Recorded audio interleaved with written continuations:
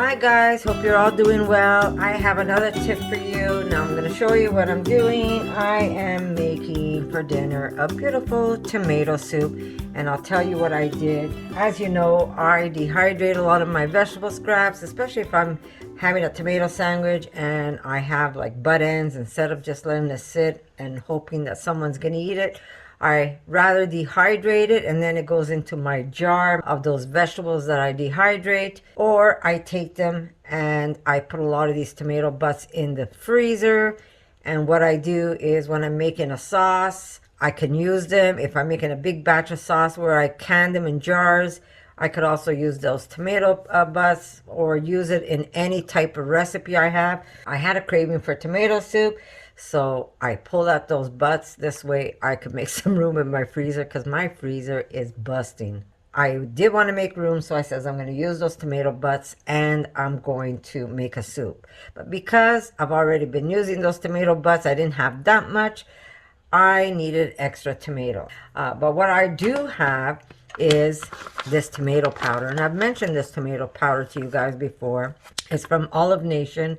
And usually I have these for my prepping food that I keep as emergency food. I have a backup of what I need, but I always keep one or two of these bags in my pantry. I am just telling you what I use. I'm not making money on this. I'm promoting them because I like their stuff. The only reason I'm telling you about this powder is because this is what I use to either stretch out my sauce or stretch out my soup that I'm making. And if I want it to be a little more tomatoey, I could put a couple of tablespoons of this. It really goes a long way.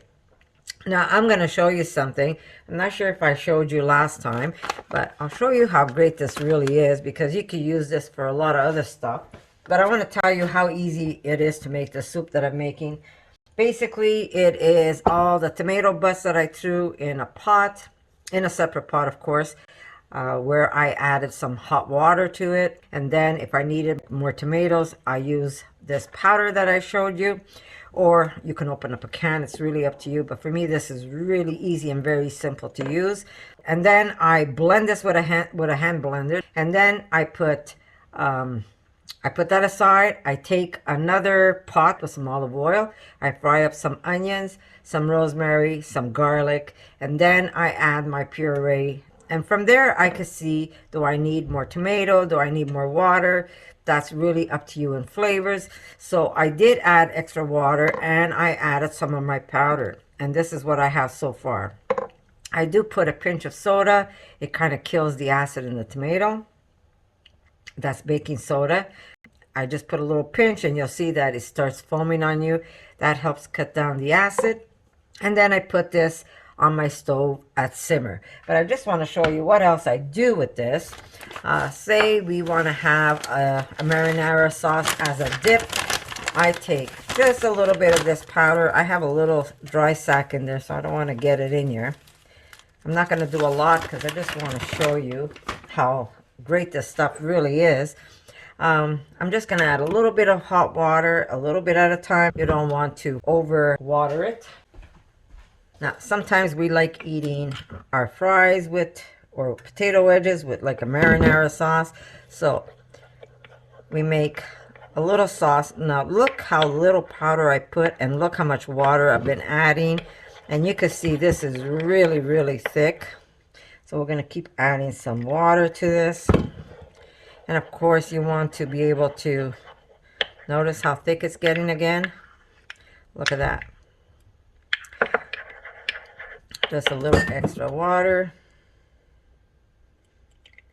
And even breadsticks. This is good if you're making like some breadsticks. And at this point you want to season it. So what I'm going to do is add some salt to it. So we have a little bit of salt.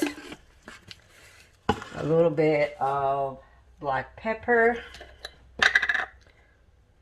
There we go. You could even crush some garlic in there, or you could use garlic salt. Fresh garlic is better, but I just threw my garlic press. Where is my garlic? I just threw my garlic press in the sink, so I am not going to go pull it out. Okay, we have some garlic salt. And just taste it and see how you like it. You could put some onion salt if you want. You can put a little bit of chili. A little extra salt because it's really not that salty.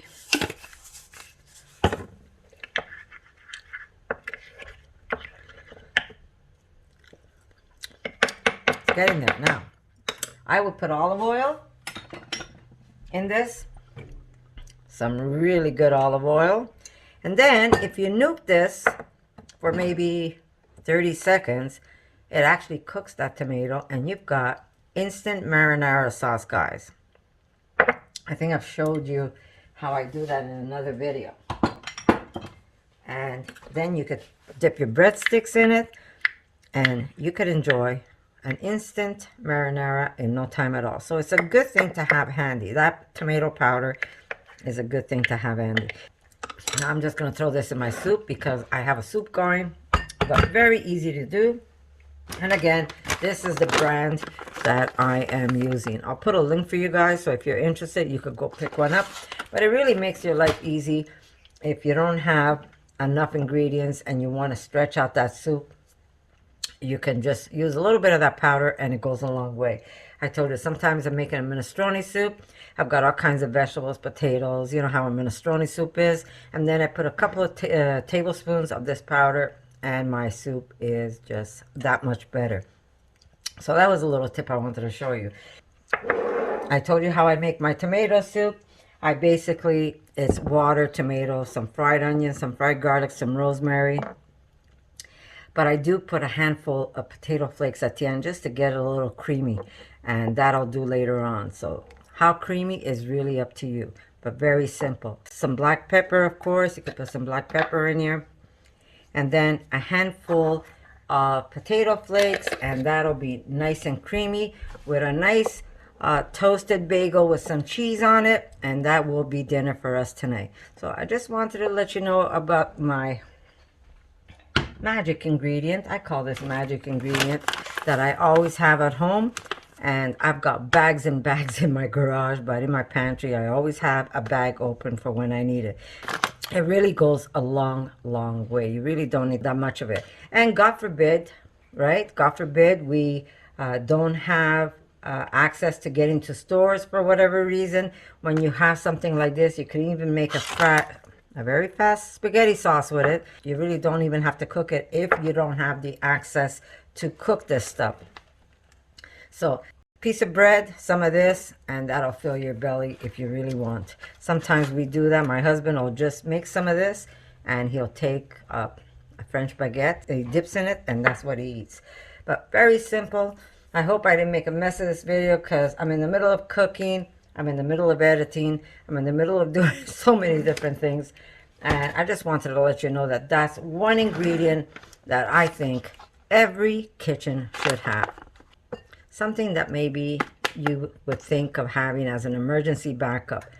Like I said, you don't have to use this to make your meals. Of course, if you're going to make it with fresh tomatoes, it's going to be a lot better. But this is good to have as a backup or an emergency item. So there you go. I hope you like this video, guys.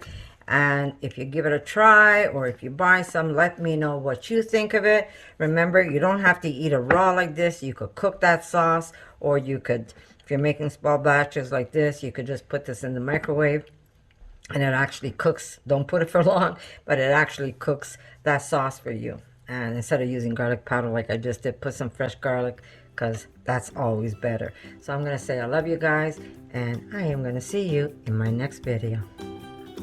For more videos like this, make sure to subscribe to Connie's RAWsome Kitchen, give it a thumbs up, and share it with your friends.